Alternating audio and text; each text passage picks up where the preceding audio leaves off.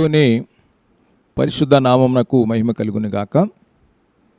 ప్రార్థనాయుధుల సహవాస సంఘము ద్వారా నిర్వహించబడుతున్న ఈ ప్రార్థనా కార్యక్రమం వీక్షిస్తున్న ప్రార్థనాయుధ సహవాస సంఘములోని ప్రతి కుటుంబానికి, అలాగే అనేక మంది విశ్వాసులకు, దేవుని సేవకులకు తెలియపరిచినప్పుడు వారు కూడా వీక్షిస్తున్న దాన్ని బట్టి అందరికీ నేను పేరు పేరున వందనాలు చెల్లిస్తున్నాను.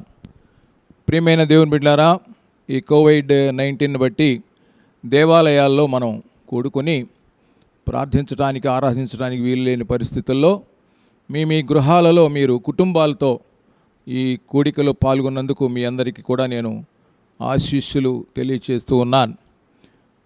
ఈ సందేశాన్ని వెనకముందు ఒక ప్రత్యేక కీర్తన ద్వారా దేవుణ్ణి మనం మహింపరుద్దాం.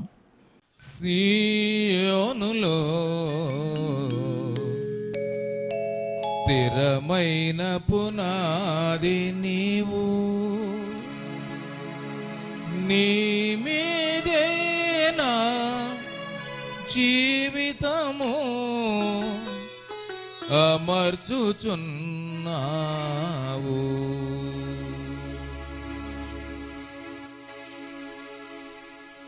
సీయోనులో స్థిరమైన పునాది నీవు, సీయోనులో స్థిరమైన పునాది నీవు, నీ మీదే నా జీవితము అమర్చుచున్నావు. నీ మీదే నా జీవితము అమర్చుచున్నావు. సీయోనులో స్థిరమైన పునాది నీవు.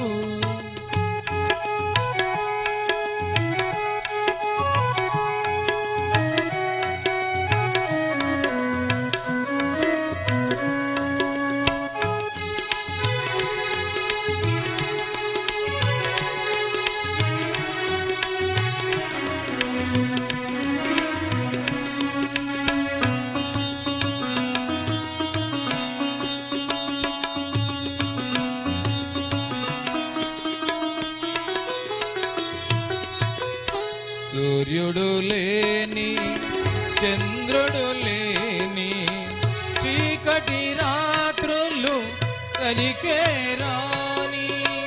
సూర్యుడు లేని, చంద్రుడు లేని, చీకటి రాత్రులు కనికే రాని. దివ్య నగరిలో కాంతులను విరజిమ్మెదవా నా యేసయ్యా. ఆ దివ్య నగరిలో కాంతులను విరజిమ్మెదవా నా యేసయ్యా. సీయోనులో స్థిరమైన పునాది నీవు. దేవుని పరిశుద్ధ నామానికి మహిమ కలుగును గాక. ఒక చిన్న ప్రార్థన చేసుకుని సందేశాన్ని ప్రారంభించుకుందాం. మౌనతుడా, సర్వశక్తిమంతుడా, మీకు స్తోత్రం నాయనా. ఇదిగో తండ్రి, ఈరోజు ఆదివారం ప్రభువా, నీ బిడ్డలందరూ కూడా ప్రార్థనలో ఏకీవిస్తూ ఉండగా, ఏకీవిస్తున్న ప్రతి బిడ్డను, ప్రతి కుటుంబాన్ని పేరు పేరున దీవించండి, ఆశీర్వదించండి నాయనా. ప్రార్థనాయుధుల సహవాస సంఘముని మీరు జ్ఞాపకం చేసుకోండి అయ్యా. ఆశీర్వాద దీవెనల చేత నింపండి ప్రభువా. మీరు మాట్లాడితే వినాలని మేము ఆశపడుతున్నాం. మీ మాటల చేత మా హృదయాలను తృప్తిపరచండి, బలపరచండి, ధైర్యపరచండి నాయన. మీ మాటల్లో జీవం ఉంది, రక్షణ ఉంది, స్వస్థత ఉంది నాయన, ఆదరణ ఉంది ప్రభువా. మాతో మీరు మాట్లాడు నాయన. ప్రపంచంలోనైనా కరోనా వైరస్ని బట్టి అయ్యా అనేక మంది ప్రభువా ఇదిగో తండ్రి బాధపడుతూ ఉండగా నాయన, వారందరినీ ధైర్యపరచు నాయన. అలాగే పాజిటివ్గా ఉన్న వారందరికీ స్వస్థపరచమని ప్రార్థన చేస్తున్నాను. మా దేశమును రక్షించండి ప్రభువా. మా రాష్ట్రంలో ప్రభువా ఆ వైరస్ని కంట్రోల్ చేయమని ప్రార్థన చేస్తున్నాను. దేశంలో ప్రభువా కంట్రోల్ చేయమని ప్రార్థన చేస్తున్నాం నాయన. వందనాలు. అలాగే ఆహారం లేని వారికి ఆహారం దయచే నాయన, అనేకులను ప్రేరేపించు నాయన. స్తోత్రం అయ్యా. సమస్తమైన మహిమ ఘనత ప్రభావాలు మీకు చెల్లిస్తున్నాను అయ్యా. అదిగో తండ్రి, మీ దాసుని నేను నిలబడి ఉండగా నన్ను బలపరిచి ప్రభా మీరే ప్రత్యక్షత కనపరుచుకొని మాతో మాట్లాడమని నజరేయుడైన యేసు నామములో వేడుకొని ప్రార్థిస్తున్నాము తండ్రి. Amen, amen. దేవుని పరిశుద్ధ నామానికి మహిమ కలుగునుగాక. ప్రియమైన దేవుని బిడ్డలారా, పరిశుద్ధ గ్రంథంలో నుండి ఒక శ్రేష్టమైనటువంటి కీర్తన ఇది. మనల్ని ధైర్యపరిచి బలపరిచేటటువంటి కీర్తన. 121వ కీర్తన 5, 6, 7 వచనాలను మనం చూద్దాం. యెహోవాయే నిన్ను కాపాడువాడు, నీ కుడి ప్రక్కను యెహోవా నీకు నీడగా ఉండును. పగలు ఎండ దెబ్బ అయినను నీకు తగులదు, రాత్రి వెన్నెల దెబ్బ అయినను నీకు తగులదు. ఏ అపాయమును రాకుండా యెహోవా నిన్ను కాపాడును, ఆయనే నీ ప్రాణమును కాపాడును. శ్రేష్టమైనటువంటి ధైర్యపరిచేటువంటి మాటలు ఇవి. ఈ 121వ కీర్తనలో 8 వచనాలు ఉన్నాయి. 8 వచనాలు కూడా మనల్ని దేవుడు బలపరుస్తూ ఆదరిస్తూ మాట్లాడిన మాటలే. ఇప్పుడు ప్రపంచం అంతా కూడా, ప్రత్యేకంగా మన దేశం కానీ, ప్రత్యేకంగా మన రాష్ట్రంలో కానీ, ప్రతి ఒక్కరూ ఒకానొక వైరస్ని బట్టి భయంతో ఉన్నారు. దీని నుండి మమ్మలను కాపాడువారు ఎవరు అన్నట్లుగా ఆశతో ప్రతి ఒక్కరూ కూడా చూస్తూ ఉన్నటువంటి పరిస్థితి. ఎవరి కుటుంబాల్లో వారు, ఎవరి గృహాల్లో వారు మరి స్వీయ రక్షణలో ఉంటున్నారు, మంచిదే. ప్రభుత్వాలు చెప్పినట్లుగా అందరూ కూడా జాగ్రత్తగా ఉంటున్నారు, మంచిదే. ప్రియమైన దేవుని బిడ్డలారా, అయినప్పటికీ కూడా ప్రతి ఒక్కరికి దీని నుండి మమ్మలను కాపాడువారు ఎవరు అని ఒక ఆశతో ప్రతి ఒక్కరు చూస్తూ ఉన్నారు. ఇప్పుడు వైద్యం సిబ్బంది ఉన్నారు, వైద్యాధికారులు వారి సిబ్బంది ఉన్నారు. మరి చాలామందికి వైద్యం చేస్తూ అనేక మంది పాజిటివ్ కేసులను స్వస్థపరుస్తున్నారు. అలాగే మంచి సేవ చేస్తున్నారు వారు. అలాగే పోలీస్ డిపార్ట్మెంట్ వారు కూడా మరి ఈ కంట్రోల్ విషయంలో జాగ్రత్త చేస్తూ ఎవరికి కూడా ఆ వ్యాధి సోకకుండా, ఒకరికొకరు అంటుకోకుండా వారు కూడా జాగ్రత్తలు తీసుకుంటూ ప్రజలందరినీ అప్రమత్తం చేస్తూ వారు ఆ ఎండలో కానీ చలిలో కానీ సేవ చేస్తూ ఉన్నారు. అలాగే పారిశుద్ధ కార్మికులకు కూడా మరి ఎప్పటికప్పుడు పరిశుభ్రత, మరి ఆ శుభ్రతలోని ఆరోగ్యం వారు కూడా చేస్తూ ఉన్నారు. అయినప్పటికీ కూడా వైద్యాధికారులకు కూడా కొంతమందికి వైరస్ వచ్చినట్లుగా, అలాగే పోలీస్ డిపార్ట్మెంట్ వారికి కూడా కొంతమందికి వైరస్ వచ్చినట్లుగా, ఈ పారిశుద్ధ కార్మికులకు కూడా కొంతమందికి అనారోగ్యం వచ్చినట్లుగా, వైరస్ వచ్చినట్లుగా మనం వింటూ ఉన్నాం. కనుక ఇలాగా వీళ్ళందరినీ ప్రజలు ఈరోజు భావించేదంటే కనిపించే దేవుళ్ళు అన్నారు, మంచిదే. వారు చేస్తున్న సేవను బట్టి ఎటు కనిపించని దేవుడు, ఆత్మస్వరూపం ఆయన కనిపించినటువంటి స్వరూపం దేవుడు. వీరంతా మనకు సేవ చేసేవారిని కనిపించే దేవుళ్ళు అంటున్నారు. అయితే దాన్ని బట్టి ప్రియమైన వారికి కూడా ఈ వైరస్ ఒక్కొక్క సందర్భాల్లో వస్తున్నటువంటి సందర్భం ఉంది. కొన్ని ప్రాంతాల్లో, కొన్ని దేశాలు అయితే కొంతమంది వైద్యులు కూడా చనిపోయారు అన్నట్లుగా కూడా తెలియపరుస్తూ ఉంది. కనుక ఈ వైరస్ ఏ భేదం లేదు, ఎవరినైనా అది మహమ్మారిలాగా ప్రియమైన బిడ్డరా అనారోగ్యం గురి చేసి మరణాన్ని తీసుకువెళ్ళేటటువంటి అది ఒక తెగులు లాంటిది. కనుక ఇలాగా ఉన్నప్పుడు దీని నుండి రక్షించువారు ఎవరు అని ప్రజలు ప్రియమైన బిడ్డరా చూస్తున్నటువంటి పరిస్థితి. అయితే ధైర్యంగా ఉన్నట్టు కనపడుతున్నారు, కానీ దీని నుండి మాకు విడుదల ఎవరి నుండి అని అంటే ఈ 121వ కీర్తనలో కూడా యెహోవాయే నిన్ను కాపాడువాడు. యేసుక్రీస్తు ప్రభువారిలో స్వస్థతా శక్తి ఉంది. ఆయన రక్షకుడు. ప్రతి సమస్య నుంచి, ప్రతి అనారోగ్యం నుంచి, ప్రతి అంధకార శక్తి నుండి విడుదల ఇవ్వటానికి, అలాగే ఆయన చేతుల్లో చెక్కుని కాపాడటానికి ఆయన సర్వశక్తివంతుడు. అందుకని యెహోవాయే నిన్ను కాపాడువాడు. ప్రియమైన దేవుని బిడ్డలారా, కనుక యేసుక్రీస్తు ప్రభు వారిని ఎవరైతే ఆరాధిస్తారో ఆయన నీకు నీడగా ఉంటాడంట. పగలు ఎండ దెబ్బ తగలకుండా, రాత్రి వెన్నెల దెబ్బలు తగలకుండా నేను కాచి కాపాడే దేవుడు. కనుక యేసుక్రీస్తు వైపు ఎవరైతే చూడగలుగుతారో, ఆయన రక్షకునిగా ఎవరైతే అంగీకరించగలుగుతారో వారు సంరక్షణగా ఉంటారు. నీవే నా కోట, కొండ, కేడెము అన్నాడు భక్తుడు. ఆయన మన చుట్టూ ప్రాకారంగా ఉండి కాపాడుతూ ఉంటాడు. ప్రియమైన బిడ్డలారా, కనుక రక్షణ పొంది ఆయన విశ్వాసం ఉంచువారు సురక్షితంగా జీవిస్తూ ఉంటారు. కనుక యెహోవాయే నిన్ను కాపాడువాడు అని రాయబడి ఉంది. చూడండి, కీర్తనల గ్రంథము 34వ అధ్యాయంలో ఆయన ఎలా కాపాడతాడంటే 34వ అధ్యాయం 7వ వచనంలో అంటాడు, యెహోవా యందు భయభక్తులు గల వారి చుట్టూ ఆయన దూత కావలి ఉండి వారిని రక్షించును. దేవునికి స్తోత్రం చేద్దాం. హల్లెలూయా. ప్రియమైన దేవుని బిడ్డలారా, ఆయన కాపాడును, ఆయన రక్షించును. ఈ లోకంలో మనుషులు నమ్ముకున్నటి కంటే యెహోవాను ఆశ్రయించడం మేలు. ఒక శ్రేష్టమైన మాట ఉంది. మనుషులు చాలా వరకు మన సంఘజీవి, మనం ఒకరితో ఒకరు సహకారంగా ఉండాలి, మంచిదే. కానీ మనుషులకు సంపూర్ణంగా సాధ్యం కాకపోవచ్చు, కానీ దేవునికి సమస్తము సాధ్యమే. అసాధ్యమైన వాటిని సైతం ఆయన సాధ్యపరచగలడు. ప్రతి ఎలాంటి అనారోగ్యం నుంచి, ఎలాంటి తెగుల నుంచి అయినా ఆయన స్వస్థపరిచి మనలను తెప్పరిల్ల చేయగలడు, నీవు విశ్వాసం ఉంచినప్పుడు. అందుకే ఏమంటే భయభక్తులు గల వారి చుట్టూ, అందరి చుట్టూ కాదు, బాగా గమనించాలి. ఈ దేవా దేవా దేవా నువ్వు చప్పట్లు కొట్టినా, బైబిల్ చదివినా, భయము భక్తి లేకుండా, యథార్థత లేకుండా, నీతి లేకుండా, పరిశుద్ధత లేకుండా నువ్వు ఇష్టానుసారంగా జీవిస్తూ దేవా దేవా అన్నంత మాత్రాన నీవు సంరక్షణలో ఉండవు. అది గమనించాలి, అది చాలా ఇంపార్టెంట్. ఇది ప్రియమైన ఒక ఉపద్రవపు రోజులు, ఇవి ఉపద్రవపు టైం. ఈ సమయంలోనైనా నువ్వు ఈ దేవుని వైపు తిరగాలి.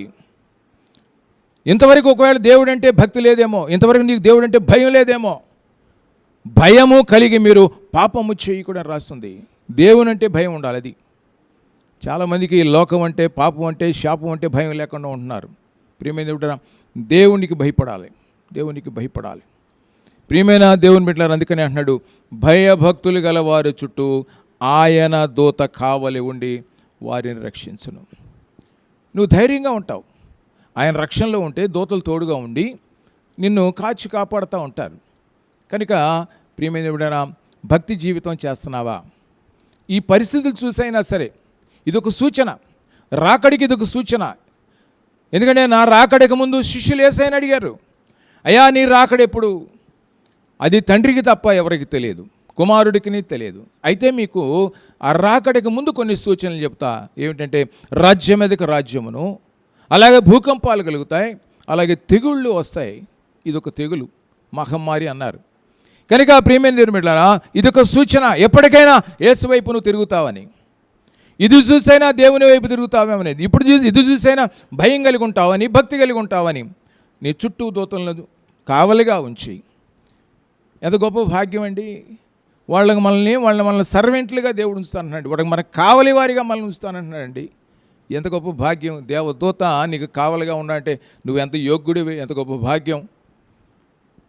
అలాగే భయభక్తులు లేకుండా ఇష్టానుసారంగా జీవిస్తూ ఉంటే నీ చుట్టూ ఎవరు కావాలో ఉంటారంటే అపవాది వాడు అనిచెల్లి కావాలిగా ఉంటారు. నీ చేత ఎప్పుడు పాపం చేయిద్దామా, నీ చేత ఎప్పుడు దోషం చేయిద్దామా, నీ చేత ఎప్పుడు అతిక్రమలు చేయిద్దామా, నిన్నెప్పుడు అలాగే అగ్నిలోకి నెట్టివేయబడేట్లుగా, రెండవ మనం నెట్టివేయబడేట్లుగా నిన్ను చేద్దామా అని వారు కావలిగా ఉండి నిన్ను అట్లాగా ప్రేరేపిస్తుంటారు. నేత్రాశి వైపు, శరీరాశి వైపు, జీవడం వైపు నిన్ను ఆకర్షింపజేసి నిన్ను అగ్నిలోకి నెట్టివేయబడేట్లుగా వారు నీ చుట్టూ ఉంటారు. కానీ భయము భక్తి కలిగి ఉంటే, భయభక్తులు కలిగి ఉండుట ఎవరైతే ఉంటారో వాళ్ళు దూత వారి చుట్టూ కావలిగా ఉండి రక్షించును.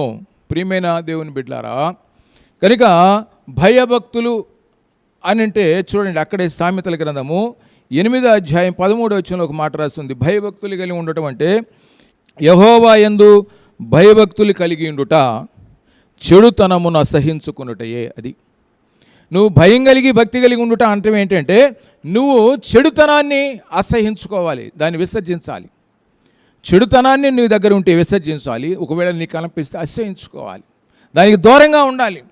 చెడుతనాన్ని అసహించుకొనడనగా మంచితనాన్ని నువ్వు ఆహ్వానించుట, మంచిగా జీవించుట.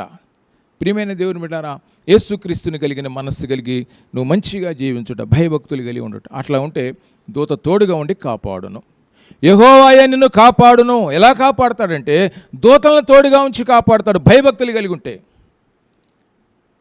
ఎలాగా అంటే ఆయన దూతల్ని మన తోడుగా ఉంచుతాడు. ఈ లోకంలో ఎన్ని శ్రమలు వచ్చినా, తెగుళ్ళు వచ్చినా, ఉపద్రవాలు వచ్చినా, ఎంత శత్రువు మనల్ని దండెత్తి మన మీదకి వచ్చినా, యెహోషువపాతు రాజు చుట్టూ శత్రువులు వచ్చినప్పుడు ఎప్పుడైతే భయభక్తులు కలిగి ప్రార్థన చేశాడో, ఉపవాసం ఉన్నాడో, స్తుతించాడో, ప్రియమైన బిడ్డలారా, దేవుడే కాపాడి శత్రువుల మీద జయించాడు. అలాగే ఇక్కడ ఇంకో మాట మనం చూద్దాం.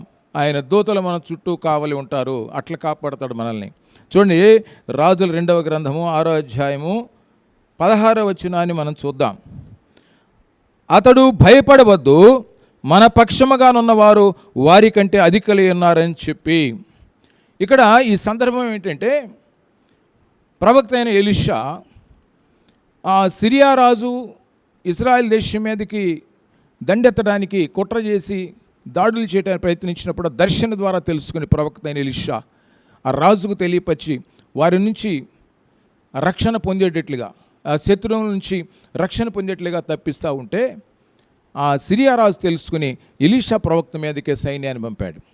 ఆ ఎలీషా ఉన్నటువంటి ఆ గుడారం చుట్టూ ఆ కొండల చుట్టూ ఈ శత్రు సమూహం అంతా వచ్చినప్పుడు పొద్దున్నే పనివాళ్ళే చూశాడు. వెంటనే ప్రవక్త అయ్యా మన చుట్టూ శత్రువులు చుట్టుముట్టున్నారయ్యా, మనమే దాడి చేయడానికి ఉన్నారయ్యా అని అంటే ఎలీషా ప్రవక్త దర్శనం కలిగిన వాడు, పరలోక దర్శనాలు చూడగలిగినటువంటి వాడు. పనివాడితో అంటాడు, ఇదిగో మన చుట్టూ ఉన్నవారి కంటే అధికులు మనకు రక్షణగా ఉన్నారు, నువ్వు భయపడొద్దు అన్నాడు. ఏమన్నాడు? భయపడవద్దు. ఈనాడు ప్రపంచం అంతా భయపడతా ఉంది ఈ కరోనా వైరస్ గురించి. నీవు కూడా భయపడుతూ ఉన్నావేమో, నువ్వు భయపడవలసిన అవసరం లే. దేవుడు అంటున్నాడు నువ్వు భయపడవద్దు ప్రియమైన, ఎందుకంటే నేను నిన్ను కాపాడుతాను. నువ్వు భయభక్తులు కలిగి ఉంటే నేను నిన్ను కాపాడుతాను. నువ్వు చెడుని అసహించుకుని భక్తిగా పరిశుద్ధంగా జీవిస్తూ ఉంటే నేను కాపాడుతాను. ప్రియమైన దేవుని బిడ్డలారా, మొట్టమొదటిగా ప్రవక్త అన్నాడు భయపడవద్దు అన్నాడు పనివాడితో. ఎందుకంటే మన చుట్టూ ఉన్న వారికంటే, ఈ కనిపించే వారికంటే వారు చుట్టూ మనకు రక్షణగా ఉన్నవారు అత్యధికులుగా ఉన్నారు అని అక్కడ వెంటనే 17వ వచనం అంటున్నాడు, యెహోవా వీడు చూచున్నట్లు దయచేసి వీని కండ్లను తెరవమని ఎలీషా ప్రార్థన చేయగా యెహోవా పనివాని కండ్లను తెరవచ్చేసాను. కనుక వాడు ఎలీషా చుట్టూను పర్వతము అగ్ని గుర్రముల చేత రథముల చేత నిండుట చూచెను. దేవుని సర్వ సైన్య సమూహము ఈ శత్రువుల సైన్యం చుట్టూ ఉంది. దాన్ని చూసినప్పుడు పనివాడు ఎంతో ఆనందించాడు. అంటే మనల్ని కాపాడుతాడు ఆయన. భక్తి కలిగి భయం కలిగి ఆయన యందు విశ్వాసం ఉంచినట్లయితే ఆయన దూతల్ని తోడుగా ఉంచి, ఈ భూలోకపు సైన్యం వచ్చింది, వారిని మించి చుట్టూ సైన్యం ఎలీషా ప్రవక్త చుట్టూ వచ్చేసింది. కనుక ఈనాడు నీకైనా దేవుడు ఆ రీతిగా సంరక్షిస్తాడు. భయపడొద్దు అన్నాడు పనివాడితో, భయపడవద్దు. ఈరోజు మీతో కూడా ప్రభువు మాట్లాడు, మీరు భయపడొద్దు. ఈ భయం అనేది ప్రారంభంలో ఆదాము దగ్గర నుంచి వచ్చింది. భయం అక్కడ ప్రారంభమైంది. ఆదికాండం 3:9-10 రాస్తుంది. ఆదామా నువ్వు ఎక్కడున్నావని ప్రభు అడిగినప్పుడు, నీ స్వరము వినినప్పుడు భయపడి నేను చెట్ల చాగటంలో దాక్కున్నానన్నాడు. నీ స్వరం విన్నప్పుడు దిగంబరిగా ఉన్నాను కనుక, ఆజ్ఞాతిక్రమం చేశాడు కనుక పాపం వచ్చేసింది, దిగంబరత్వం కనపడింది. ఇప్పుడు ఏమంటున్నాడు? దిగంబరిగా ఉన్నాను కనుక భయపడి చెట్ల చాటును దాక్కున్నాను అన్నాడు. భయం అక్కడ ప్రారంభమైంది. అంటే ఎవరు భయపడతారండి? పాపం ఎవరు చేస్తే వాళ్ళు భయపడతారు, దోషం ఎవరు చేస్తే వాళ్ళు భయపడతారు, ఆజ్ఞాతిక్రమాలు ఎవరు చేస్తే వాళ్ళు భయపడతారు. కానీ దేవుణ్ణి ఆశ్రయించిన వారు భయపడరు. కనుక నీకేం కావాలంటే భయము భక్తి నీలోకి రావాలి. దేవుని భయం, పాపం చేసినందువల్ల వచ్చిన భయం వల్ల భయపట్ట కాదు, దేవుడంటే భయపడాలి, దేవుడంటే నువ్వు భక్తి కలిగి ఉండాలి. కనుక ప్రియమైన దేవుని బిడ్డలారా, మనకు అత్యధికంగా మన చుట్టూ ఆయన దూతల రోడ్డు కాపాడతాడు. నువ్వు భయపడాల్సిన పనిలే.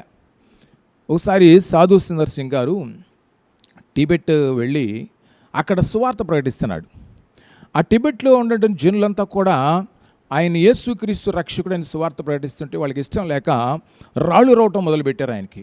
ఆయన గాయాలయ్యి ఆయన పరిగెత్తుతూ ఉన్నాడు. బాగా ఉగ్రులైపోయారు వాళ్ళు. బాగా కోపంగా ఉండి ఆయన వెంటాడితే ఆయన పరిగెత్తేసి అవుట్ సైడ్లో ఒక గుహ ఉంటే ఆ గుహలోకి వెళ్ళి దాక్కున్నాడు. ఈ ప్రజలంతా ఆయన వెంటాడారు. ఈ గుహలోకి వెళ్ళి దాక్కుని ఆయన మోకరించి ప్రార్థన చేయటం ప్రారంభించాడు. అయ్యా, నీ సువార్త ప్రకటిస్తూ ఉండగా ఈ ప్రజలంతా కూడా నన్ను వెంటాడి రాళ్లతో కొట్టి గాయపరిచారయ్యా అని ప్రార్థన చేయటం ప్రారంభిస్తే వాళ్ళు గుహ దగ్గరకు వస్తున్నారంట. అందరూ చూసి ఇంకా మరింతగా ప్రార్థన పెంచి ప్రార్థన చేస్తూ ఉంటే వాళ్ళు ఆ ప్రార్థనలో ఉండి ప్రార్థన అయిన తర్వాత మళ్ళీ కళ్ళు తెరిచి చూస్తే వాళ్ళంతా జనం ఒక్కొక్కరికి వెళ్ళిపోతూ ఉన్నారు. మరలా దేవుణ్ణి వాళ్ళు వెళ్ళిపోవటం చూసి అతనికి ఏమి అపాయం రాకుండా దేవుడు కాపాడిన దాన్ని బట్టి చూసి దేవుడిని స్తుతించడం మొదలుపెట్టాడు. మొదట ప్రార్థన చేశాడు, దేవుడు మేలు చేసిన దాన్ని బట్టి స్తుతించడం మొదలుపెట్టాడు. ఆ రాత్రి గడిపాడు. తెల్లారి ఉదయాన్నే మళ్ళీ నిన్న వచ్చిన ప్రజల కంటే 4 రెట్లు ప్రజలు వచ్చి ఆ గుహ దగ్గర నిలబడ్డారట. మళ్ళీ చూస్తా భయపడతా ఉన్నాడు సాధు సుందర్ సింగ్ గారు. వాళ్ళు వచ్చి అక్కడికి వచ్చి నిన్నటి దినానేమో పెద్ద పెద్ద స్వరాలతో మాట్లాడి ఇప్పుడు ఏమంటున్నారంటే వాళ్ళు ఉదయాన్నే వచ్చి అయ్యా అని కేకేస్తున్నారు. సాధు సుందర్ ఇంత సౌమ్యంగా మాట్లాడుతున్నారని జాగ్రత్తగా పరిశీలిస్తే వాళ్ళు 4 రెట్లు జనం వచ్చారు నిన్నటి కంటే. వాళ్ళు అయ్యా నిన్న మేము ఇక్కడికి వచ్చినప్పుడు నీ మీద దాడి చేద్దాం అనుకున్నప్పుడు ఈ గుహ చుట్టూ గొప్ప బలిష్టమైనటువంటి కాంతి కలిగినటువంటి మనుషులు కనపడ్డారయ్యా. ఎవరో ఏ దేశస్తులు వాళ్ళు అని అడుగుతున్నారట. మహాకాంతితో ఉన్నారు, బలిష్టంగా ఉన్నారు, ఈ గుహ చుట్టూ ఉన్నారయ్యా, మహాకాంతిలాగా ఉంది, ఏ దేశస్తులు వాళ్ళని వాళ్ళు అడిగి అయ్యా ఎవరయ్యా అని వాళ్ళు భయపడుతూ అడుగుతున్నారు. సాధు సుందర్ సింగ్ అర్థమైంది, దేవుడు నన్ను కాపాడి తన దూతలను చుట్టూ ఉంచి వీరందరిని నిన్న తరిమేశాడు, వాళ్ళలో పశ్చాత్తాపం కలిగజేసి మళ్ళీ ఇక్కడికి రప్పించాడు. కనుక దేవానికి వందనాలు, నా చుట్టూ దూతల నుంచి నన్ను కాపాడావు నాయనా అని బయటికి వచ్చి వాళ్ళకి యేసుక్రీస్తుని గురించిన రక్షణ సువార్త ప్రకటించాడట. ప్రియమైన మరణ భయం చేత ఉన్నటువంటి సాధు సుందర్ సింగ్ ఇప్పుడు ఏం చేశాడంటే రక్షణ సువార్త ప్రకటించాడు. ఎంత గొప్ప భాగ్యం అండి. కనుక నీకు అడ్డుగా ఏ రాళ్ళయ్యా ఉన్నాయో, నీకు ఏ అడ్డుగా ఏ రాళ్ళు అయితే వచ్చో ఆ రాళ్ళనే మెట్లుగా చేసి నిన్ను అభివృద్ధి పరుస్తాడు దేవుడు. ఈనాడు నీకు ఏది అడ్డుగా ఉంది? ఈ కరోనా వైరస్ నీకు అడ్డుగా ఉండి భయపడతా ఉన్నావా?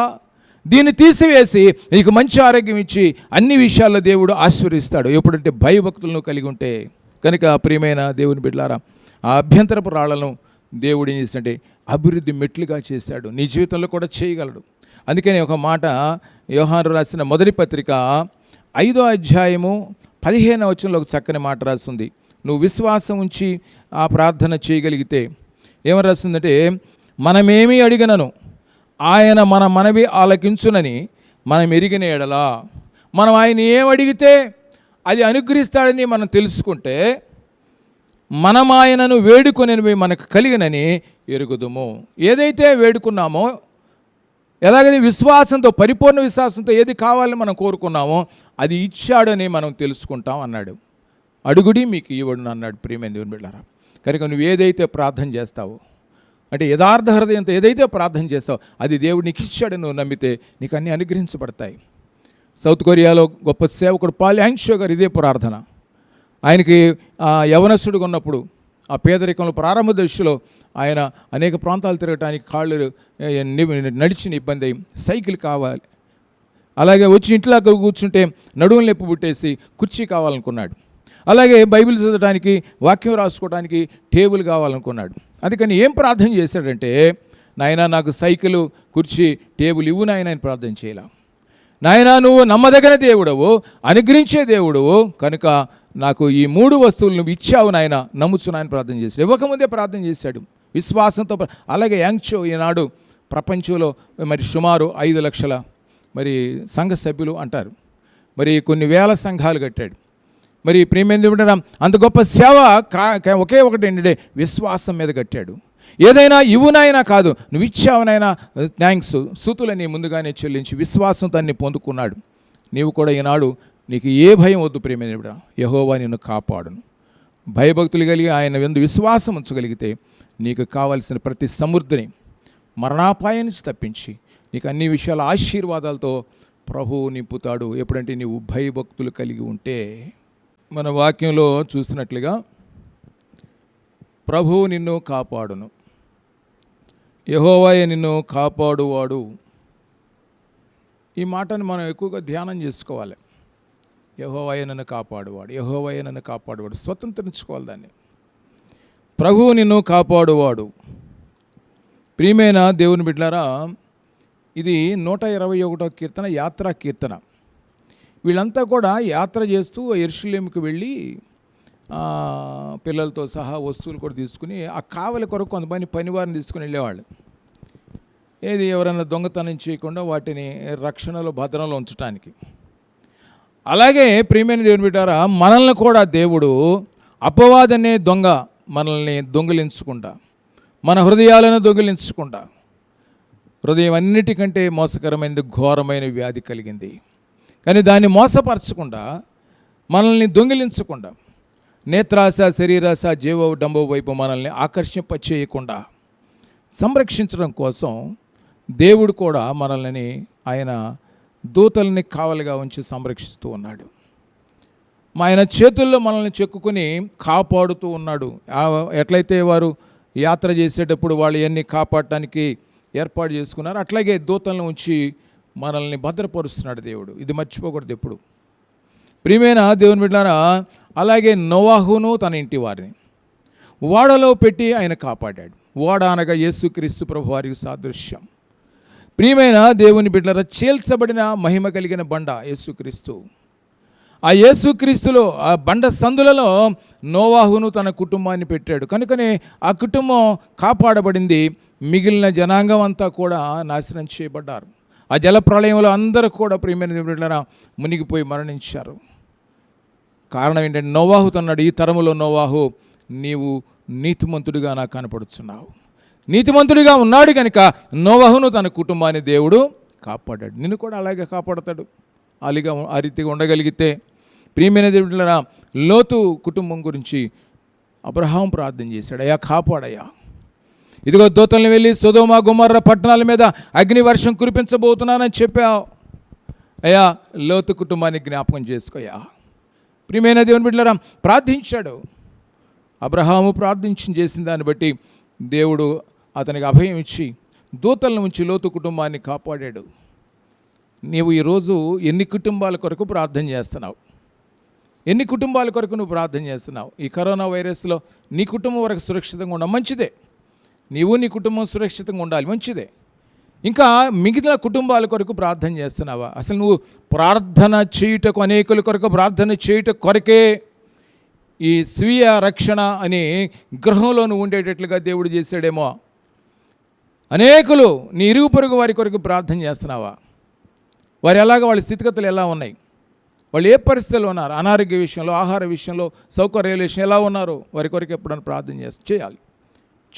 అబ్రహాం ప్రార్థన చేశాడు. దాన్ని బట్టి లోతు కుటుంబం కాపాడబడింది. లోతు కుటుంబాన్ని దేవుడు ఎంత భద్రంగా తెచ్చాడో ఒకసారి మాటల్లో చూద్దాం. ఆదికాండము 19వ అధ్యాయము 16వ వచనంలో ఒక మాట చూద్దాం. చాలా శ్రేష్టంగా దేవుడు ఇక్కడ మాటలు మనకు వ్రాశాడు చూడండి. అతడు తడువు చేసెను, అప్పుడు అతని మీద యెహోవా కనికరపడట వలన ఆ మనుషులు అతని చేతిని, అతని భార్య చేతిని, అతని 2 కుమార్తెల చేతులను పట్టుకొని వెలుపలికి తీసుకుని వచ్చి ఆ ఊరి బయట ఉంచిరి. వారి చేతులు పట్టుకొని ఆ ఉపద్రవం సొదొమ మీద రాబోతుంది. వారిని దూతలు చేతులు పట్టుకొని తీసుకుని వచ్చి ఊరు బయట ఉంచిరి. ఎంత భద్రంగా కాపాడారండి. తర్వాత అగ్ని గంధకాలు, అగ్ని కొరవబడింది, ఆ సొదొమ నాశనం చేయబడింది. కానీ వీరంతా కూడా కాపాడబడ్డారు దూతల్ని. అబ్రహాం ప్రార్థన. ప్రియమైన దేవుని బిడ్డలారా, ఆ రీతిగా ఆయన చేతులు పట్టుకొని కాపాడే దేవుడు. అలాగే మీరు యోసేపుని గురించి ఆలోచించినప్పుడు వాళ్ళ అన్నలంతా కూడా అసూయపడి అతని గోతులే వేసినప్పుడు దేవుడు కాపాడాడు యోసేపుని. కారణం యోసేపు ప్రార్థనాపరుడు, దర్శనం కలిగిన కలల భావాన్ని చెప్పేవాడు అని అంటే దర్శనాలు కలిగిన వాడు. ఎవరిచ్చారు దర్శనాలు? దేవుడిచ్చాడు. దేవుడు ఎలా ఇచ్చాడు యోసేపుకి? ప్రార్థన కలిగిన వాడు, వాక్యానుభవం కలిగిన వాడు.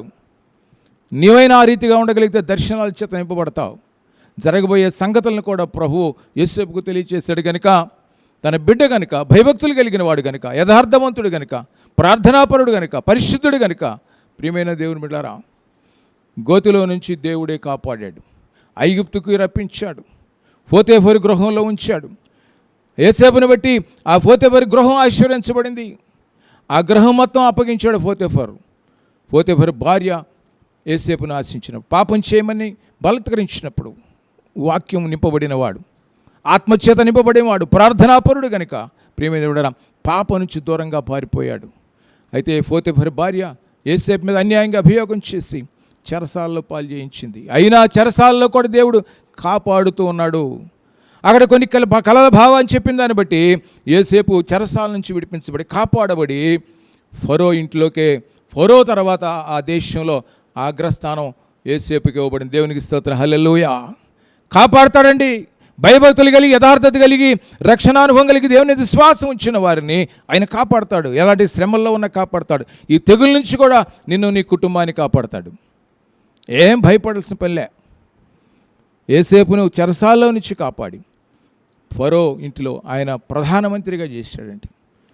మరి దేశంలో ఫరో తర్వాత స్థానం అన్నిటిలో కాపాడి హెచ్చించాడు.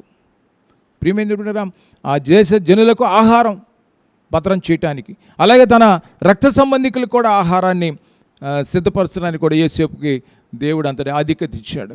ప్రియమైన దేవుడు ఆయన కాపాడుతాడు. నువ్వు భయభక్తులు కలిగి ఉంటే కాపాడబడతాడు. దావీదు బాలుడండి, బాలుడు, మంచి ప్రార్థనాపరుడు. ఆ గొర్రెల్ని కాసుకుంటూ ఉంటే పొలాల్లో ఆ చిన్న చిన్న పాటలు పాడుకుంటూ దేవుడిని ఆరాధిస్తూ స్తుతిస్తూ ఉండేవాడు. దేవుడు అంటే మహాప్రేమ, దేవుడిని ఆరాధించడం అనే మహాప్రేమ. అందుకని అభిషేకించబడ్డాడు సమూయేలు ప్రవక్త ద్వారా, అభిషేకించబడ్డాడు రాజుగా. దావీదు దేవుడు తోడుగా ఉన్నాడు కనుక సింహాన్ని చేల్చగలిగాడు. అందుకంటాడు, ఇదిగో సింహము నుండి ఎలుగుబంటి నుండి నన్ను రక్షించిన యెహోవా ఈ గొలియాతును కూడా రక్షించగలడు, వాడిని చీల్చివేయటానికి నాకు కృప ఇవ్వగలడు అన్నాడు. అంటే దావీదికి సింహము నుంచి కాపాడాడు, ఎలుగుబంటి నుంచి కాపాడాడు, గొలియాతు నుంచి కూడా కాపాడాడు. కారణం ఏంటంటే దావీదు భయభక్తులు కలిగిన వాడు కనుక. ప్రియమైన దేవుని బిడ్డారా, అందుకే దావీదు గాఢాంధకారపు లోయలలో నేను సంచరించినను ఏ అపాయమునకు భయపడన్నాడు. కారణం దేవుడు నన్ను కాపాడుతున్నాడు కనుక. గాఢాంధకారపు లోయలు మరణస్థితి అయినా సరే, ఎలాంటి చీకటి శక్తుల స్థితి అయినా సరే, ఎలాంటి ఉపద్రవం, ఎలాంటి తెగులైనా, ఏదైనా మరణకరమైన అపాయాలైనా సరే ఆయన నన్ను రక్షిస్తాడు. ప్రియమైన బిడ్డలారా, అందుకే అంటాడు కీర్తన గ్రంథము 40వ అధ్యాయము 17వ వచనంలో ఒక చక్కని మాట రాస్తూ, నేను శ్రమల పాలై దీనుడనైతిని. దావీదు అంటున్నాడు ఈ మాట. దావీదు మాట్లాడుతూ, నేను శ్రమల పాలై దీనుడనైతిని, ప్రభువు నన్ను తలంచుకొనుచున్నాడు, నాకు సహాయము నీవే, నా రక్షణకర్తవు నీవే అంటున్నాడు కీర్తనకారుడు దావీదు. ఏంటంటే శ్రమల పాలైనప్పుడు దేవా నువ్వు నన్ను జ్ఞాపకం చేసుకుంటున్నావు. దేవుడు అందరినీ జ్ఞాపకం చేసుకుంటాడు. కానీ ప్రియమైన బిడ్డలారా, రక్షణ భాగ్యం మాత్రం తనని ఇందు విశ్వాసం ఉంచిన మారు మాత్రమే దయచేస్తాడు. అందుకని కీర్తనకారుడు ధైర్యంగా అంటున్నాడు, నువ్వు నన్ను తలంచుకుంటున్నావయ్యా, నన్ను జ్ఞాపకం చేసుకున్నావు. పాపంలో ఉన్నాడు, శాపంలో ఉన్నాడు, భయపడేవాడు ప్రభువును గురించి అట్లా మాట్లాడలేడు. అయ్యా నన్ను నువ్వు జ్ఞాపకం చేసుకో అనలేడు. ఎవరైతే భక్తి కలిగి ఉంటారో వాడు మాత్రమే, దేవా నీవు నన్ను చూచుచున్నావు, నీ చేతుల్లో నన్ను చెక్కుకొని ఉన్నావని భక్తులు మాత్రమే అనగలరు. అలా అన్నవారికి ఎలాంటి ఉపద్రవమో రాదు. ప్రియమైన దేవుని బిడ్డలారా, దినవృత్తాంతము 2వ గ్రంథము 16వ అధ్యాయము 9వ వచనంలో, తన ఎడల యథార్థ హృదయము గలవారిని బలపరచుటక యెహోవా కనుదృష్టి లోకమందంతటా సంచారము చేయొచ్చు. ఆయన కనుదృష్టి చూస్తూ ఉంది. ఎవరిని బలపడదాం అని కనుదృష్టి చూస్తూ ఉంది. ఎవరిని బలపరచుద్దంటే ఆయన కనుదృష్టి సన్నిధి యథార్థ హృదయం కలిగి ఉన్న, అదే శ్రేష్టమైన మాట. తన ఎడల యథార్థ హృదయము గల వారిని బలపరచుటకై యెహోవా కనుదృష్టి లోకమంతటా సంచరిస్తూ ఉంది. ఇప్పుడు లోకమంతా ఉంది, కరోనా వైరస్ లోకమంతా ఉంది. ఈ స్థితిలో ఎవరైతే యథార్థ హృదయం కలిగి ఉంటారో ప్రియమైన వాళ్ళ మీద ఆయన కనుదృష్టి. ఎందుకట? బలపరచడం కోసం. ఉపద్రవం వచ్చినప్పుడు దేవుని వైపు చూడాలి. ఇంతకుముందున్న పాపస్థితిని విడిచివేసి యథార్థ హృదయం కలిగి దేవుని వైపు చూడాలి. ఒక్కోసారి శ్రమలు వచ్చేది అందుకే. ఒక్కోసారి శ్రమలు, ఉపద్రవాలు, తెగుళ్ళు ఇవన్నీ కూడా రప్పించబడేది ఎందుకంటే ప్రియమైన నువ్వు మారాలని, దేవుని వైపు తిరగాలని. ఇదివరకు ఒకసారి స్కైలాబ్ భూమి మీద పడబోతుంది అన్నారు. అనగానే చాలామంది జనం భయం కలిగి ఉన్నారు, యేసు వైపు తిరిగారు, ప్రభువా కాపాడు అన్నారు. కొంతమంది షడ్రక్ మేషక్ అబేద్నెగోలాగా ఒకవేళ మేము మరణమైనా సరే దీనివల్ల ప్రభువా నిత్య జీవం మాకు అనుగ్రహించి ప్రార్థన చేసిన వాళ్ళు ఉన్నారు. కాపాడు ప్రభువా రాకుండా నేను ప్రార్థన చేసిన వాళ్ళు ఉన్నారు. స్కైలాబ్ నుంచి అయ్యా తప్పించుకొని ప్రార్థన చేసిన వాళ్ళు ఉన్నారు.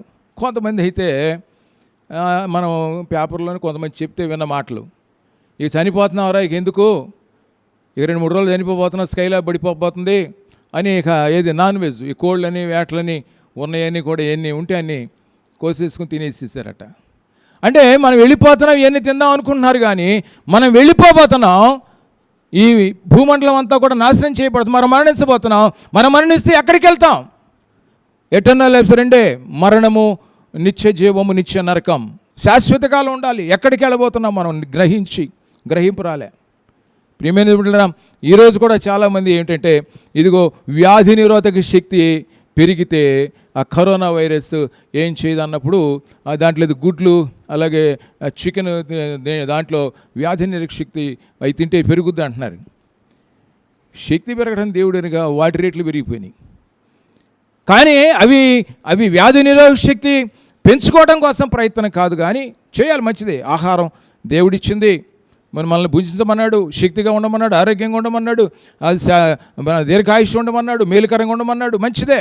ఆహార పదార్థాలు ఇచ్చిన దేవుడే, కాదంటలేదు. కానీ మన దృష్టి దాని మీద కాదు. ఈ ఉపద్రవాన్ని బట్టి ప్రియమైన దేవుని బిడ్డలారా, మనం దేవుని వైపు చూడటం నేర్చుకోవాలి, దేవుని వైపు చూడటం నేర్చుకోవాలి.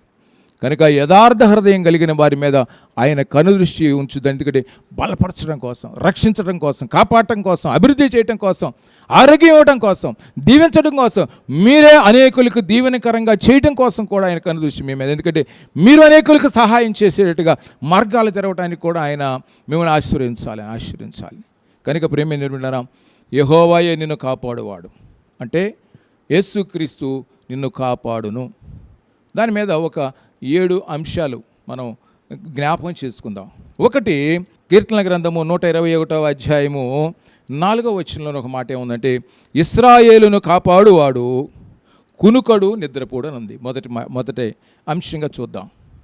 ఆయన కాపాడువాడు ఎలా కాపాడుతాడంటే, ఆయన కునుకడు నిద్రపోడు, ఆయన నిద్రపోక నిన్ను కాపాడును.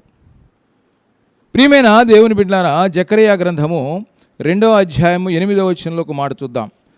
సైన్యములకు అధిపతి యెహోవా సెలవిచ్చినదేమనగా, మిమ్మును ముట్టినవాడు తన కనుగుడ్డును ముట్టినవాడిని ఎంచి అన్నాడు దేవుడు.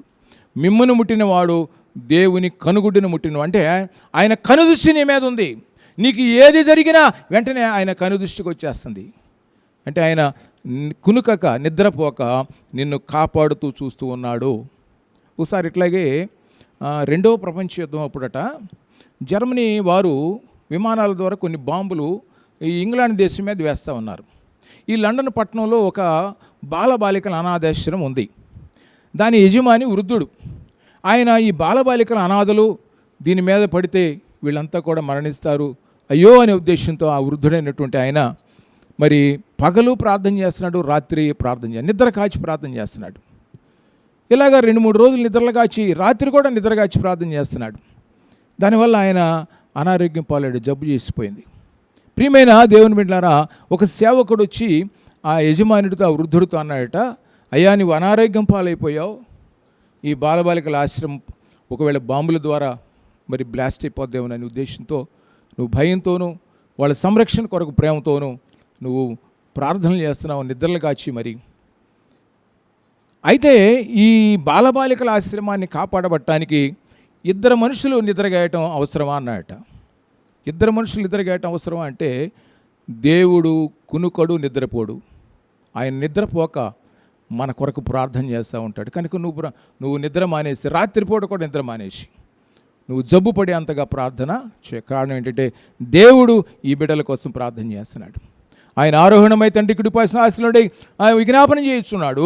ఇప్పుడు కూడా మన కొరకు ఆయన ప్రార్థన చేస్తున్నాడు. ఇంకా ఆయన కునుకోడు నిద్రపోడు, ఆయన మెలకువగా ప్రార్థన చేస్తున్నాడని ఆయన మాట్లాడినట్టుగా మనం చూస్తాం.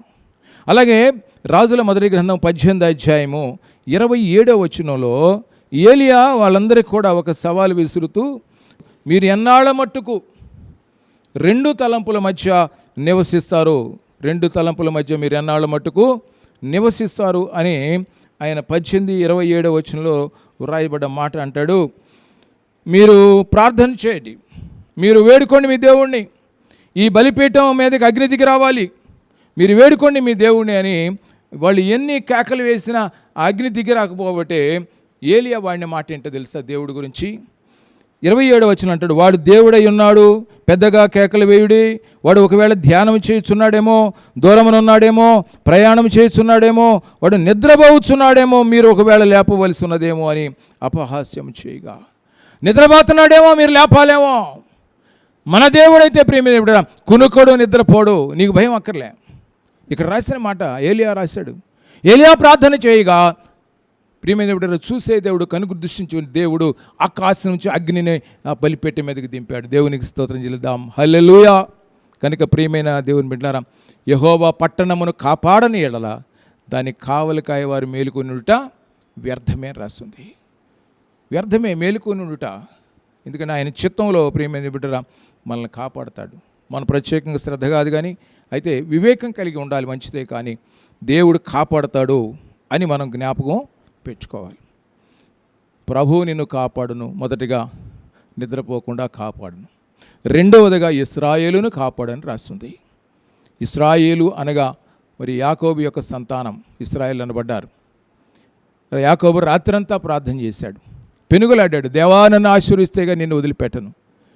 దేవుడు అన్నాడు, నీ పేరేమిటన్నప్పుడు యాకోబు అన్నాడు.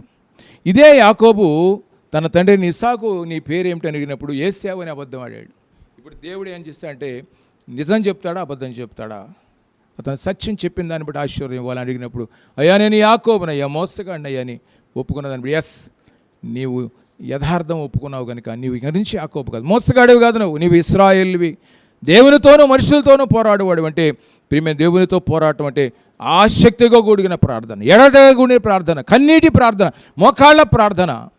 ఇశ్రాయేలు అనగా ప్రియమైన బిడ్డరా ఇశ్రాయేలును కాపాడుననగా ఆ యాకోబు సంతానం ఇశ్రాయేలు మాత్రమే కాదు, కానీ ఆనాడు ఒక నిబంధన చేశాడు దేవుడు అబ్రహాంతో. ఇదిగో నిబంధన, నీవును నీ తర్వాత సంతానమును ఏంటంటే మీరు శరీర సున్నతి పొందాలి నిబంధన అన్నాడు. వాళ్ళంతా శరీర సున్నతి పొందుతూ ఉన్నారు. కానీ ఇప్పుడు అన్నాడు, ఎవరైతే మారు మనసు పొంది పాప క్షమాపణ నిమిత్తము యేసుక్రీస్తునాలో బాప్తిస్మముతో రక్షణ పొందుతారో వారు ఏమన్నాడంటే వారును ఇశ్రాయేల్ అన్న ఎట్లంటే వీరు ఆత్మ సంబంధమైన సున్నతి పొందారు. బాప్తిస్మముతో రక్షణ ఇది ఆత్మ సంబంధమైన సున్నతి కనుక వీరు రక్షణ పొందిన వారు కూడా ఇశ్రాయేలే కనుక ప్రియమైన ఎవరైనా రక్షణ పొందారో వారిని కాపాడుని అర్థం.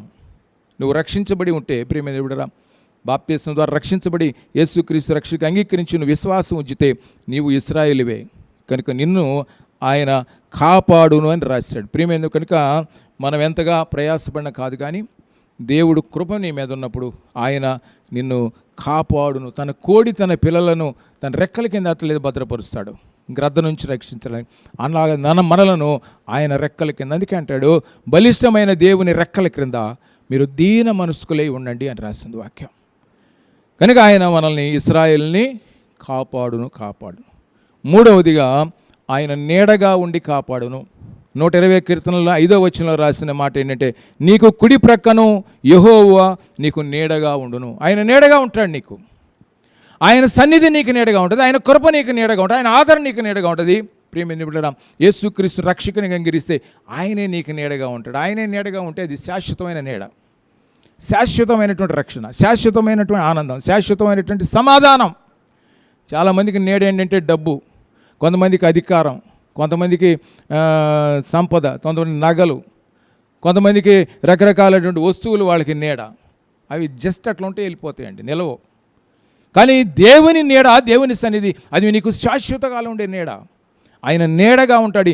ఈ లోకంలో ఉన్న ఏది కూడా నీకున్న ఏది కూడా నీకు నీడగా ఉండలేదు ప్రియమైన దేవుని బిడ్డరా. అందుకనే యోబు గ్రంథంలో ఆయన 8వ అధ్యాయం 8వ వచనం అంటాడు, చాలా శ్రేష్టమైన మాట రాశాడు యోబు గారు.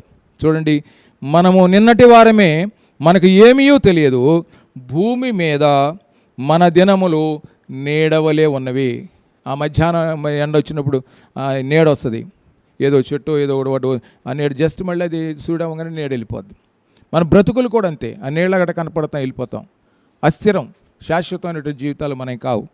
అందుకనే యోబే అంటాడు మళ్ళీ 14:2 వచనం అంటాడు, మనకు నీడ నిలువక పారిపోవును అన్నాడు. మన జీవితాలు కూడా అంతే, ఈ లోకం నిలవు. కనుక ప్రియమైన బిడ్డరా ఆయన నీడగా మనకు ఉంటాడు. కనుక మనం ఏం చేయాలంటే ఆయన సిలువ నీడలో మనం నిలబడాలి. సిలువలో మన కొరకు ప్రాణం పెట్టాడు. యేసు ప్రభువు అన్నాడు, మీరు నన్ను వెంబడింప కోరిన ఎడల మీ సిలువనెత్తుకొని నన్ను వెంబడించండి. నన్ను వెంబడిస్తే ఆ సిలువ నీడ మీ మీద పడ్డప్పుడు మీకు ఆదరణ వస్తుంది, ధైర్యం వస్తుంది, స్వస్థత వస్తుంది, అలాగే సంతోషం వస్తుంది, అలాగే సమాధానం వస్తుంది. ఆయన నీడ మీ మీద ఉంటే ఇవన్నీ కలుగుతాయి. ధైర్యం కలిగి ఉంటారు, ఆశీర్వాదం కలిగి ఉంటారు, మీరు అనేకులకు ఆశీర్వాదకరంగా ఉంటారు. ప్రియమైన దేవుని బిడ్డలారా 4వదిగా 121వ కీర్తన 7వ వచనంలో ఏం రాస్తుందంటే ఆయన నీ ప్రాణమును కాపాడును. ప్రియమైన దేవుని బిడ్డలారా నిద్రపోకుండా కాపాడును, ఇశ్రాయేలును కాపాడును, నీడగా ఉండి కాపాడును. 4వదిగా ప్రాణమును కాపాడును. శరీరం కంటే ప్రాణము విలువైంది. ఈ ప్రాణము అనే దాన్ని దేవుని చేతుల్లో ఉండేటటువంటిది, ఇది చాలా శ్రేష్టమైనటువంటిది. కనుక మత్తయి సువార్తలో 10వ అధ్యాయం 28వ వచనంలో చాలా శ్రేష్టమైన మాట దేవుడు మాట్లాడుతూ ప్రాణాన్ని గురించి మాట్లాడుతున్నాడు. మరియు ఆత్మను చంపనేరక దేహమునే చంపు వారికి భయపడకుడి, కానీ ఆత్మను దేహమును కూడా నరకములో నశింప చేయగల వానికి మిక్కిలి భయపడి. ప్రియమైన దేవుడు ప్రాణం గురించి మాట్లాడుతూ ఆత్మ అనేది దేవుడు అనుగ్రహించినట్టు ఆత్మ దేవుని దగ్గరికే వెళ్ళుద్ది, దేవుని చేతుల్లోకి వెళ్ళుద్ది. దాన్ని ఈ లోకంలో నీ క్రియలను బట్టి అది అగ్నిలో వేయాలా, నిత్య జీవంలో ప్రభు దగ్గరే ఉండాలా అనేది ప్రభు నిర్ణయిస్తాడు. నీ యొక్క స్థితిని బట్టి ఈ లోకంలో నీ క్రియలు, అందుకే అంటున్నాడు, నేను త్వరగా వచ్చుచున్నాను, వాని క్రియలు నా వద్ద, వాని కొరకు నా వద్ద జీతం సిద్ధంగా ఉంది అంటున్నాడు. కనుక ప్రియమైన దేవులారా, మనము ప్రాణాన్ని చాలా జాగ్రత్తగా దేవుని చేతిలో పెట్టుకోవాలి. అందుకే యేసు ప్రభువారు కూడా నా ఆత్మను నీకు అప్పగించుకొనుచున్నాను, దేవునికి అప్పగించుకోవాలి మనం. ప్రియమైన దేవులారా, దేవుడు నీ క్రియలను బట్టి దాన్ని కాపాడతాడు. నువ్వు రక్షణ పొంది పరిశుద్ధంగా జీవిస్తూ విశ్వాసం ఉంచి యేసుక్రీస్తులో నువ్వు ఉంటే నీ ప్రాణం భద్రపరచబడుతుంది. అందుకనే అక్కడే మత్తయి సువార్తలోనే 16వ అధ్యాయము 26వ వచనంలో మాట్లాడుతూ, ఒక మనుషుడు లోకమంతయు సంపాదించుకొని తన ప్రాణమును పోగొట్టుకుంటే అతనికి ఏం ప్రయోజనం? లోకమంతా సంపాదించుకున్నావు, నీ ప్రాణం అగ్నిలో వేయబడింది, ఏం ప్రయోజనం? అందుకని మనకు తెలుసు కదా, ఒక ధనవంతుడు తినుము త్రాగుము సుఖించు అన్నాడు. దేవుడు అంటున్నాడు, ఈ రాత్రే నీ ప్రాణాన్ని అడుగుతున్నా, ఈ సంపాదించినవన్నీ ఎవడికి చెందుతాయి అన్నాడు. కనుక ఈ లోకంలో ఉన్నాయి సంపాదించుకోవడం కాదు, నీ ఆత్మను భద్రపరచుకోవటానికి నువ్వు దాని ప్రేమ ప్రయాసపడాలి. కనుక ఆ ఆత్మను కాపాడేవాడు దేవుడు, కనుక దాన్ని కూడా సంరక్షిస్తాడు ఆయన. ఎందుకంటే ప్రియమైన దేవుని బిడ్డలారా, ఆయన ఈ లోకంలోకి పరిశుద్ధుడిగా జన్మించి, ఆయన పరిశుద్ధుడిగా జీవించి, పరిశుద్ధ రక్తాన్ని చిలువలో తిందించి ఆయన మనందరి కొరకు ప్రాణం పెట్టాడు. ఎందుకంటే ప్రియమైన బిడ్డలారా, నిన్ను రక్షించి నీ ఆత్మను నిత్య జీవంలో సదాకాలం ఆయనతో ఉంచాలని, కనుక ఆయన మనందరి కొరకు ప్రాణం పెట్టి నీ ప్రాణాన్ని సంరక్షించేటటువంటి పరిశుద్ధుడు ఆయన.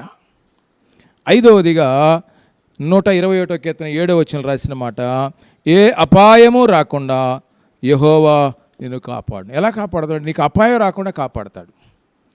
ఈ రోజుల్లో మరి చూస్తున్నాం మనం, ఇప్పుడైతే అన్నీ బంద్ అవ్వటం వల్ల, లాక్డౌన్ అవ్వటం వల్ల ఈ రవాణా లేదు, కానీ మరి ఇంతకుముందు ఎన్నో యాక్సిడెంట్స్ రోజు పేపర్లో టీవీలో యాక్సిడెంట్స్, విపరీతంగా మరణించారు, అవన్నీ కూడా ప్రమాదాలు, ఎన్నో అపాయాలు. ప్రియమైన బిడ్డలారా, వీటన్నిటి నుంచి దేవుడు మనల్ని కాపాడుతాడు అపాయం రాకుండా, ఎందుకంటే ఆయన చేతుల్లో నువ్వు ఉన్నావు. చాలామంది వెంట్రుక వాసిలో ప్రమాదాలు తప్పించుకున్న వారు ఉన్నారు, దేవునికి స్తోత్రాలు చెల్లించిన వాళ్ళు ఉన్నారు. కొంతమంది అనుకోకుండా వాళ్ళ మీదకి మరణాలు వచ్చిన సందర్భం ఉన్నాయి. ఇటీవల మనం చూసినప్పుడు హైదరాబాద్లో ఆ పైన వంతెన మీద నుంచి వెళుతా ఒక స్పీడ్గా కారు, ఒక ఎర్రటి కారు ఆ పైనుంచి కిందకి పడ్డప్పుడు బస్ స్టాప్లో ఒక లేడీ, పెద్ద ఆవిడ వెళ్ళి ఆమె మీద పడింది, ఆమె హఠాత్తుగా మరణించింది. అపాయం అలాగ వచ్చేసింది, ఎటు నుంచి వస్తుందో అపాయం తెలియదు. కానీ దేవుని చేతుల్లో ఉన్నవారు రక్షించబడతారు. కనుక అపాయం రాకుండా ఆయన కాపాడు. అందుకనే కీర్తనల గ్రంథం 23:4 వచ్చిన అంటాడు, గాఢాంధకారపు లోయలలో నేను సంచరించినను, ఏ అపాయమునకు నేను భయపడను. కారణం ఏంటంటే గాఢాంధకారపు లోయల్లో కూడా యేసు నాకు తోడుకుంటాడు. ఎందుకంటే ఆయన పేరు ఇమ్మానుయేలు, తోడయుండే దేవుడు. ఎక్కడంటే అపాయాల్లో కూడా ఆయన తోడయుండే దేవుడు. అందుకనే కీర్తనాకారుడు అన్నాడు, మరణ స్థితి వచ్చిన చీకటి లోయలలో, చీకట్లో నువ్వు సంచరిస్తున్నప్పుడు, చీకట్లో అపాయం ఎక్కువ. నువ్వు చీకట్లో సంచరిస్తున్నప్పుడు ఎక్కడ ఏముందో, ఏ ప్రమాదం ఎటు నుంచి వస్తుందో నీకు తెలియదు. ఈనాడు కరోనా వైరస్ ఏ వ్యక్తుల నుంచి వస్తుందో, ఏ వస్తువుల నుంచి వస్తుందో నీకు తెలియదు. చీకట్లో ఉన్నావు, చీకట్లో ఉన్న స్థితే. ఏ వస్తువు ద్వారా వస్తుందో, ఏ మనిషి ద్వారా వస్తుందో, దేని ద్వారా వస్తుందో తెలియదు నీకు. చీకటిలో ఉన్నట్టు స్థితిలో ఉండవు. దేవుడే అపాయం నుంచి కాపాడగలడు. కనుక దేవుని చేతుల్లోకి నువ్వు వెళ్ళిపోవాలి. దేవా, నీ చేతుల్లో నన్ను చెక్కుకోనాయన, రక్షణ భాగ్యం ఇప్పుడైనా ఇదే అనుకూల సమయం, ఇదే రక్షణ దినం. ప్రియమైన దేవుని బిడ్డలారా, కనుక ఆయన అపాయం నుంచి నిన్ను కాపాడును.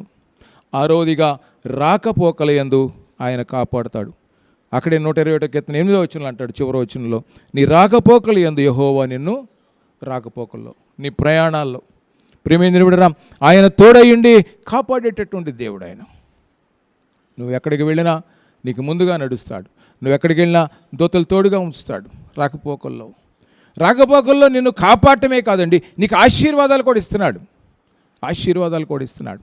ద్వితీయోపదేశకాండ 28వ అధ్యాయం అంటాడు, యెహోవా మాట శ్రద్ధగా విని నీడలా, ఆయన మాటల ప్రకారం నడిచిన ఎడల మీ మీదకి దీవెనలన్నీ దిగవచ్చును. ఎలాంటి దీవెనలు ఇచ్చాడు అక్కడ? నువ్వు లోపలికి వచ్చినప్పుడు ఆశీర్వించబడతావు. రాకపోకల్లో నువ్వు ఇంటిలోకి వచ్చినప్పుడు ఆశీర్వించబడతావు. నువ్వు బయటికి వెళ్ళినప్పుడు ఆశీర్వించబడతావు. ఎంత దీవెనండి, ఎంత ఆశీర్వాదం అండి. ఆయన అలాగా ఆశీర్వించే దేవుడు ఆయన. కనుక నువ్వేం చేయాలంటే ప్రియమైన దేవుడు, సామెతల గ్రంథము 3వ అధ్యాయం 6వ వచనంలో అంటాడు, ఆయన ఆశీర్వాదాల గురించి మాట్లాడుతూ, నీ ప్రవర్తన అంతటి యందు ఆయన అధికారమునకు ఒప్పుకొనుము. నీ ప్రవర్తన అంతటిలో ఆయన అధికారానికి నువ్వు ఒప్పుకో. అధికారం కలిగిన వాడు ఆయన. యేసుక్రీస్తు ప్రభువారు ఆయన మరణించి సమాధి చేయి పునరుద్ధానుడై అనేక మంది కనిపించి మత్తయి సువార్త 28 చివరి వచనాలు రాయబడ్డాయి.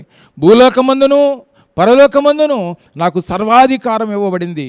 మీరు అనేకులు నాకు శిష్యులుగా చేయండి. తండ్రి యొక్కయు కుమారుని యొక్కయు పరిశుద్ధాత్మ యొక్క నామంలో బాప్తిసాలు ఇవ్వండి, నాకు శిష్యులుగా చేయండి అన్నాడు. ఎందుకంటే నాకు సర్వాధికారం ఇవ్వబడింది. ఆ అధికారాన్ని నువ్వు లోబడాలి. యేసుక్రీస్తుకి సర్వాధికారం ఉంది అని నువ్వు గుర్తించి ఆయన అధికారానికి లోబడితే ప్రియమైన ఒక శ్రేష్టమైన భాగ్యం ఏంటి తెలుసా? నీకు కూడా అధికారం ఇస్తాడు. మార్కు సువార్త 16వ అధ్యాయంలో 16వ వచనం నుంచి రాయబడ్డమాట, మీరు సర్వలోకానికి వెళ్ళి సర్వ సృష్టికి సువార్త ప్రకటించండి. నమ్మి బాప్తిసం పొందినవాడు రక్షించబడింది. అంతేకాదు నమ్మిన వాళ్ళ వల్ల ఈ కార్యాలు జరుగుతాయి. ఎవడైతే నమ్ముతాడో, ఈ సువార్తను ఎవరైతే నమ్ముతారో, యేసుక్రీస్తు మరణ పునరుద్ధానం ఎవరైతే నమ్ముతారో వాళ్ళ ద్వారా కార్యాలు, వాళ్ళు ఏదో దెయ్యాలను వదిలిస్తారు, స్వస్థతలు చేస్తారు. ఏ అపాయమైనా సరే వాళ్ళు దరిచేరదు, వాటన్నిటి నుంచి కూడా తరిమేస్తారు. కనుక ప్రియమైన దేవుని బిడ్డలారా, రాకపోకలేందు ఆయన నిన్ను కాపాడుతాడు. కాబట్టి నువ్వేం చేయాలంటే ఆయన అధికారాన్ని నువ్వు ఒప్పుకోవాలి. అప్పుడు ఆయన నీ త్రోవలను సరళము చేయనది. ఆయన అధికారాన్ని ఒప్పుకుంటే యేసు క్రీస్తు దేవుని కుమారుడని, యేసుక్రీస్తు దేవుడని ఆయన అధికారాన్ని ఒప్పుకోవాలి. ఆయన రక్షకుడని ఆయన అధికారాన్ని ఒప్పుకుంటే నీ త్రోవలను సరళం చేస్తాడు. నువ్వు వెళ్ళే మార్గాలన్నింటినీ కూడా ఆయన ముందుగా నడిచి అన్నీ సరళం చేసి ఆశీర్వాదాలతో నింపుతాడు. ప్రియమైన దేవుని బిడ్డలారా, 7వదిగా ఆయన కాపాడే తత్వంలో 7వదిగా ప్రభువు కాపాడుతూ పోషించువాడు. చివరిది ప్రియమైన దేవుని బిడ్డలారా, ఆయన నిద్రపోకుండా కాపాడుతాడు. ఇశ్రాయేల్ని కాపాడుతాడు, నీడగా ఉండి కాపాడుతాడు, ప్రాణమును కాపాడుతాడు, అపాయం రాకుండా కాపాడుతాడు, రాకపోకలేందు కాపాడుతాడు. 7వదిగా ప్రభువు కాపాడుతూ పోషించే దేవుడు. నీకు ఏది తక్కువ చేయడండి. ఆయన యందు విశ్వాసం ఉంచగలిగితే, యథార్థంగా జీవిస్తూ భయభక్తులు కలిగి ఉంటే నీకు ఏది తక్కువ చేయడు. నిన్ను తక్కువ చేయకోకుండా నీ సమృద్ధి దేవుడే కాకుండా నీవు అనేకులను ఆదుకునేటట్టుగా నిన్ను పై చేయిగా కూడా ఉంచుతాడు. ఎంత గొప్ప భాగ్యం! దాన్ని బట్టి నీకు దీవెన. ఈనాడు ఎంతోమంది అది ఆహారం కోసం, వస్త్రాల కోసం, వసతి కోసం ఎంతోమంది బాధపడుతున్నారండి. కలిగిన వారు ఖచ్చితంగా వారందరికీ సహాయం చేయాలి. మేలు చేయ ఎరిగియుండి, మేలు చేయ స్థితి కలిగియుండి చేయకపోతే దోషం. చేయాలని ఆలోచన రావాలి. ఎవరికైనా సహాయం చేయాలి అని అంటే, ఎవరినైనా పోషించాలి అని అంటే నీకేదో సంపదే ఉండక్కర్లా. పోషించడానికి ప్రయత్నం చేయాలనే మనసుంటే చాలు, మార్గం అదే వచ్చేస్తుంది. అలాంటి మనసు రావాలండి. అనేకులు సహాయం చేసేటటువంటి మనసు నీకు రావాలి. దేవుడు నీ చేత అనేకులకు సహాయం చేస్తాడు. దాన్ని బట్టి నీకు ఆశీర్వాదం, వాళ్ళకి తృప్తి. కనుక ప్రియమైన బిడ్డరా, ఆయన పోషించే దేవుడు. నిన్ను కాపాడుతూ ఆయన పోషించే. ఎట్లా పోషిస్తాడో తెలుసా? అద్భుతంగా పోషిస్తాడండి. నువ్వు ఆశ్చర్యపడేటట్టుగా పోషిస్తాడండి. రాజుల మొదటి గ్రంథము 17వ అధ్యాయము మనము 5-6 వచనాలు చూస్తే, అతడు పోయి యెహోవా సెలవు చొప్పున యొర్దానుకు ఎదురుగానున్న కెరీతు వాగు దగ్గర నివాసము చేసెను. అక్కడ కాకోకలములు ఉదయమందు రొట్టెను మాంసమును, అస్తమయందు రొట్టెను మాంసమును అతని యొద్దకు తీసుకొని వచ్చి చుండెను. అతడు వాగునీరు త్రాగుచూ వచ్చెను. చూసారా? కాకుల చేత పంపించాడండి ఆహారాన్ని. ఉదయకాలంలో రొట్టె మాంసం, అస్తమయమందు సాయంకాలంలో రొట్టె మాంసం, సమృద్ధి, బలమైన ఆహారం పంపించాడు. కాకులు యాక్చువల్గా ఏంటంటే మనుషుల దగ్గర ఏమైనా ఉంటే లాక్కుపోదాం, పీక్కుపోదామని చూస్తాయండి అవి మన దగ్గర. కానీ కాకులే చేతనే మనుషులకు సహాయం చేయించాడు. ఎంత గొప్ప దేవుడు అండి. సమస్త సృష్టి ఆయన కంట్రోల్లో ఉంది, మానవుడే కంట్రోల్లో ఉండలేదని బాధపడతాడు ఆయన అప్పుడప్పుడు. కనుక ప్రేమేంద్రుడా, కాకుల చేత రొట్టె మాంసం పంపించిన దేవుడు ఆయన. అట్లా కాకుండా అక్కడే 17వ అధ్యాయం 15-16 వచనాల్లో చూసినట్లయితే అక్కడే ఇశ్రాయేలు దేవుడైన యెహోవా సెలవిచ్చి ఉన్నాడు అనగా అనెను. అంతటా ఆమె వెళ్ళి ఏలియా మాట చొప్పున చేయగా అతడును ఆమె ఇంటి వారును అనేక దినములు భోజనము చేయుచు వచ్చిరి. యెహోవా ఏలియా ద్వారా సెలవిచ్చిన ప్రకారము తొట్టిలో ఉన్న పిండి తక్కువ కాలేదు, బుడ్డిలోనున్న నూనె అయిపోలేదు. ఏలియాను ప్రియమైన బిడ్డ సారేపతి విధవరాలు పోషించింది. ఇక్కడ దేవుడు కాకుల చేత ఆహారం పంపించాడు, పోషించాడు.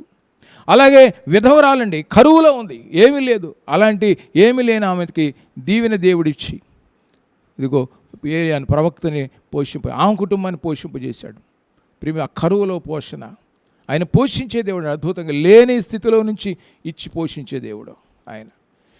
అట్లాగే చూడండి అక్కడే 19వ అధ్యాయము 5వ వచనంలో కూడా శ్రేష్టమైన మాట. అతడు బదిరి వృక్షం క్రింద పనుండి నిద్రించుండగా ఒక దేవదూత వచ్చి అతను ముట్టి నీవు లేచి భోజనం చేయమని చెప్పాను.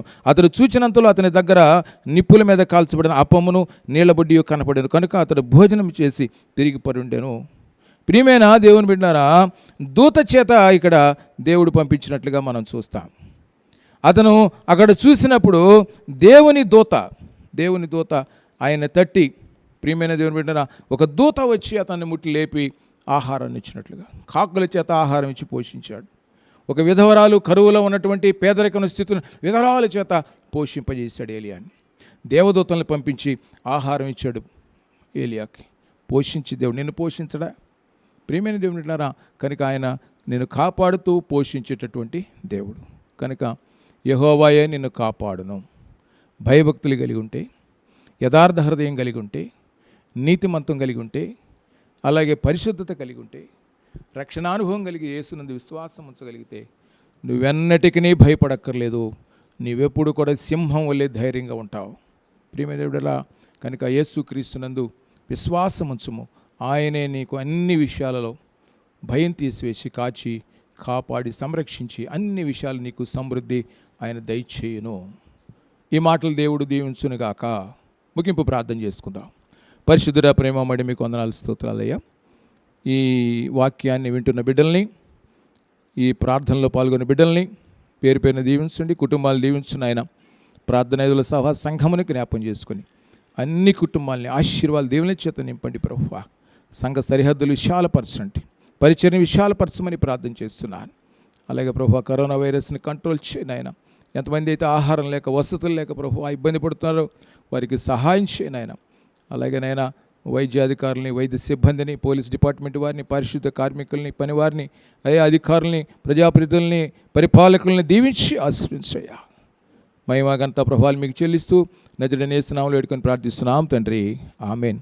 పరలోకమందున్న మా తండ్రి, మీ నామం పరిశుద్ధపరచబడుగాక, మీ రాజ్యం మాకుచ్చుగాక, మీ చిత్తం పరలోకమందు నెరవేర్చినట్టు భూమి మీద నెరవేరునుగాక. మా అనుదిన ఆహారాన్ని మాకు దయచేయము. మహిళ అపరాధం చేసిన వారిని మేము క్షమించిన ప్రకారం మా అపరాధం క్షమించుము. శోధనలో తేకాకి నుండి తప్పించుము. రాజ్యము, శక్తి, మహిమ నిరంతరం నీవు నావు తండ్రి, ఆమేన్. మన తండ్రి అయిన దేవుని కృప, కుమారుడైన యేసుక్రీస్తు ప్రభువారి శాశ్వతమైన ప్రేమ, పరిశుద్ధాత్మ దేవుని అన్యోన్య సహవాసం ఇప్పుడు ఎల్లప్పుడు సదాకాలము మీ అందరికను సకల పరిశుద్ధులకును తోడయ్యుండి నడిపించునుగాక. ఆమేన్, ఆమేన్, ఆమేన్. అందరికీ వందనాలు.